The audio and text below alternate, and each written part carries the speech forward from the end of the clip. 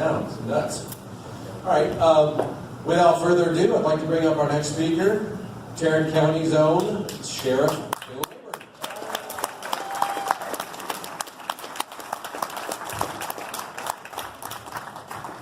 Well, that was very, very interesting. I found out more about that South Lake killing tonight than I knew, so that was great, Judge.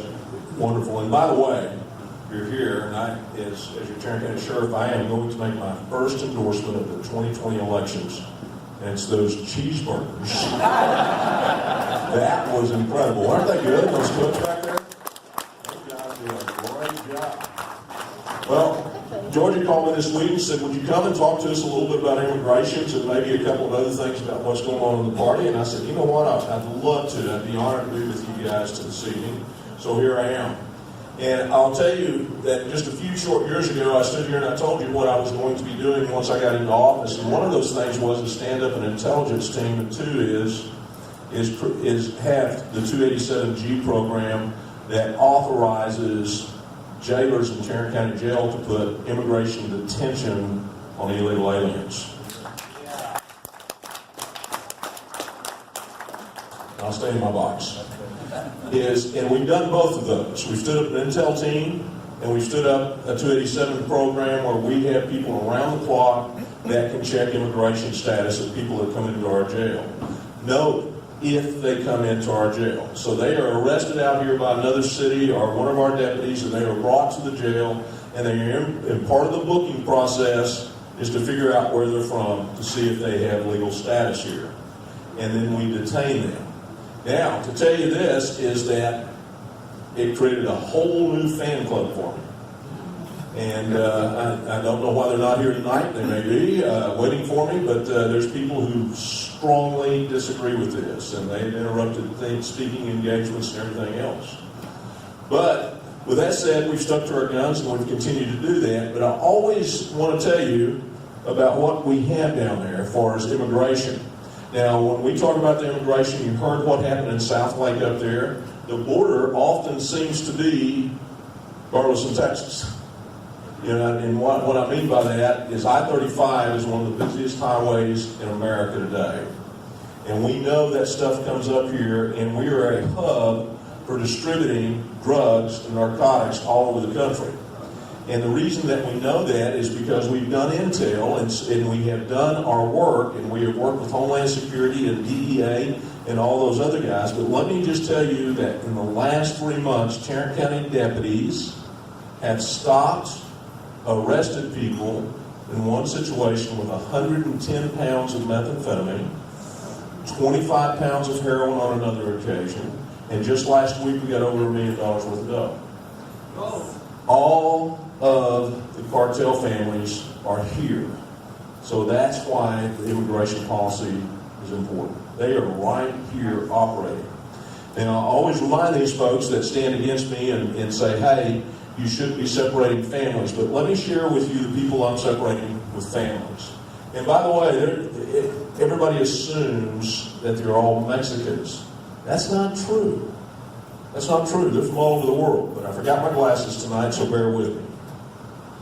Is that we have right now, for instance, we have somewhere in the neighborhood of 260 people detained in the Tarrant County Jail that are illegal aliens. That's about 6%. We have 4,000 total. That's 6% of our total criminal population is illegal aliens. And why are they there? Well, 11 are there for homicide. 68 for sexual assault of children. We have them there. We have several for trafficking, because we have a human trafficking unit now. We have several for human trafficking. We have them for as little as vandalism, but we have them for DWI. We have them for arson. We have them for burglary. We have them for kidnapping. We have them for injury, serious injury to a child. And if I didn't say, 11 murderers are there. And one of those is from Venezuela. And he cuts people's heads off, so you can imagine what kind of gang, what kind of training, and what kind of background that he has. But that's a flavor of the 260 people that we have in our custody that came across that border illegally and came to Tarrant County, Texas, and committed a criminal violation of some sort, and some of them very heinous. And we have locked them up, and they're sitting there with a detainer.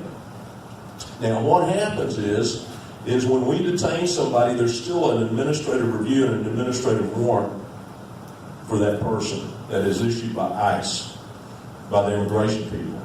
And that person in jail can still make bond. They make bond that we call ICE, and they come and get them within 12 or 13 hours. So we're not a holding facility and giving away stuff to the feds. The feds come and get them within just generally about 7 to 12 hours. And then they go to a federal facility somewhere, and then they have, sometimes they can make bond there. Sometimes they are issued documents and say appear in court, and then they're off and gone. Our immigration courts are way backed up. But sometimes they get deported. Now, that's kind of how it works, but here's the deal. If it is a person who is there, we are a compassionate country, and these are the laws that have been around for years. If we arrest somebody, they're detained, and then they get to immigration, and immigration says, okay, we're going to deport you, and they said, okay, but I have a wife and 2 kids, okay, and my 2 children are American citizens. That's okay too, because we will, if you want, we'll send the whole family back to where you come from. The whole family. And we're paying for that. But so we're not separating people at that angle, or separating families at that angle. We're accused of separating them when we put a detainer on them. But guys, we have 4,000 people in Tarrant County Jail separated from their families. And let me tell you, there's a lot of families that are tickled to death that they're separated. Because we hear from them too. But on the intel side of that, just real quickly, on the intel, we work with intelligence agencies all over the country. And I'm real proud of our intel unit, and that guy's been here and talked to you before. He is just great. His name is David Grantham. And he's been incredible. And he set up a system that's done real well. I just want to tell you, I'll give you one thing that he did. He's had over 100 pieces of raw intelligence that has become actionable, that arrests have been made not only in Tarrant County but across the country. And one of them was one morning about 9 o'clock, they got a tip, they got a piece of information that there was an active shooter about to be activated in America, but they didn't know where. They didn't know who. And that team went to work that day, and at 3 o'clock they kept their nose down, they knew where to dig, and they dug hard. At 3 o'clock that afternoon, there were 2, ready for this, New York PD officers on the steps of the shooter. And that shooting was prevented. But it happened in New York. And I told him, I said, that is fantastic. Is New York part of the United States still? But anyway, are we international now? No, it was good stuff. But this immigration issue that is happening down there right now, I want to say this, and this is that the Border Patrol would like to see a wall. My fellow sheriffs down there on both sides of the fence, and when I say both sides of the aisle, would like to see a wall. The ranchers down there are reporting that they'd like to see a wall because they're fearful, because they find dead bodies out there. Can you imagine a coyote bringing a woman across that's pregnant? They stop and they go into labor. How inhumane it is. That coyote's after money, they leave them, and then the rancher finds them later. These things are happening all the time on our border. But the other side said, experts tell us that a wall won't work. Keep on asking, who are those experts? Y'all wonder that? Who are these experts? But anyway, the wall, I think, would at least funnel people and help. And other technology needs to be there, and we need to work on a comprehensive immigration program. We need to do all those things. As far as immigration here in Tarrant County, you come to the county jail, we'll find out who you are, and we'll put a detainer on you if you're illegally in the country. Number one. Number two is by the way, when we talk about sanctuary cities, and I talked to the people on the other side, I said, you realize in San Francisco and San Diego and Los Angeles that what ICE does there, because you're a sanctuary city, without notice to you, without talking to you, they make raids in your neighborhood. ICE comes in and they go after bad MS-13 right there, and they arrest him, but they also check the documentation of those people around him. So grandpa, grandma, aunt, uncle, brother, sister. So instead of just getting bad guy, they get all these other people and they get detained too. And what I tell them, I said, I'm not sure what to think about this, but ICE isn't doing raids in Tarrant County because they only come to Tarrant County Jail. So I said, what is that, a liberal policy by ICE, or what's the deal? But we only deal with ICE at the county jail, and they don't go out into the neighborhoods. You seen ICE out in any neighborhoods? Not going to, because they come to the Tarrant County Jail. And we're doing a pretty good business for them. Like I said, we've got nearly 260 people. But that's kind of what's going on in immigration. But if I can segue away for just a few minutes, and y'all heard from Darrell tonight, as he said about voter registration and all of this, is the Democrats are coming in 2020. They've got an agenda, and they're coming hard, and they're picking out people. And last week, we had a very controversial issue going on. We had a very controversial issue going on. And if we're truly a rule of law place, if we're truly embracing the Constitution, then the vote happened, it's done, it's over. And what I would like to say tonight is that we be stewards of what we got. If we're going to win in 2020, we've got to come together. You know, Reagan said if we agree 80% of the time, we're good to go. We're part of the party. And if you want to vet somebody and they're a constitutionalist, they believe in the Constitution as it's written, not according to Beto, but maybe it doesn't work anymore. We think it works. We believe in rule of law. And we believe in liberty and smaller government. Should we not let them in the tent? Should we not say, hey, help us? Because socialism is rushing toward us. Socialism is rushing toward us. And if we're going to do that, we're going to have to be united. And as far as litmus test, I'll give you two from my world.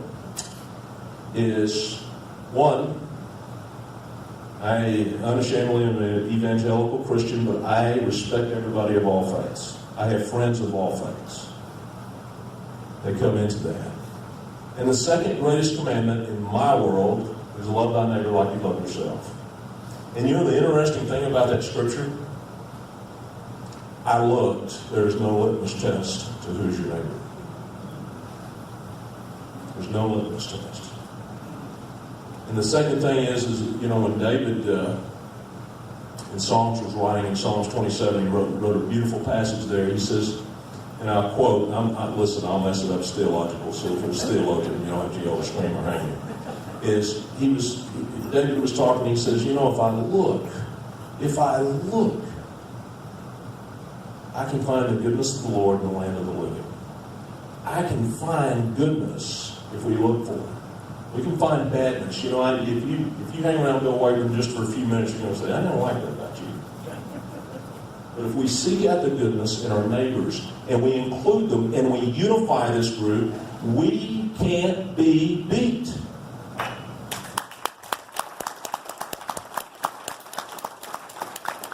But if you look at the Democrats, they're out doing voter registration, they're out doing block walks. Look at their Democratic calendar right here in Tarrant County. That's a piece of intel. They are coming. Now, we just had an election, and we got slapped around a little bit from a conservative standpoint. But fortunately, we still won a lot of our countywide, but that doesn't mean that they're not coming. We've still got Sharon Wilson, who's in the house tonight, ladies and gentlemen. But we've got to work together and be stewards of this. And we've got to be the hands and feet outside these walls. We've got to talk to our neighbors. We've got to understand. We've got to help people and show them what we're about with kindness and respectfulness so that they may enter with us to fight this fight. It is our moment to rise to the nobility and stewardship in which we've been given in this country and defend the principles in which people believe so much for our children, for our community, for Texas, for America. We have the opportunity, the table's set. So let's quit throwing our rocks at each other and let's gather together and run at those Democrats before they know what's coming at them. Yeah. God bless you.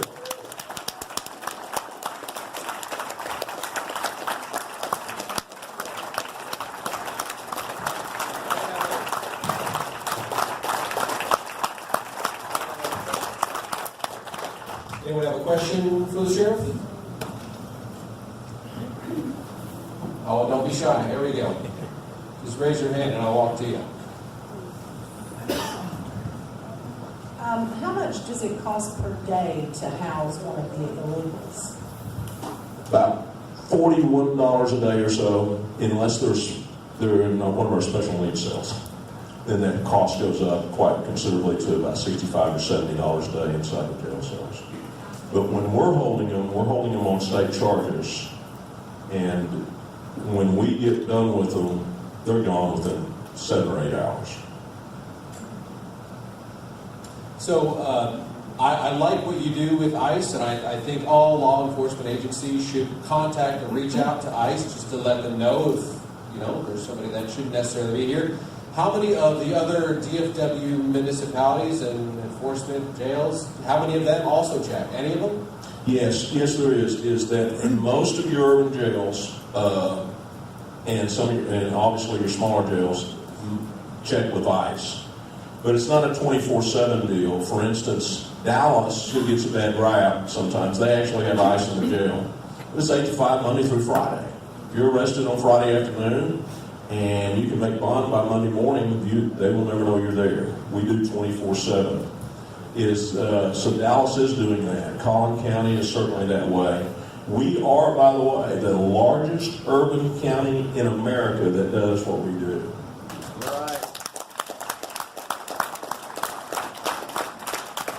Right here in the middle. Question, of those folks that you do deport, how many do you suspect come back?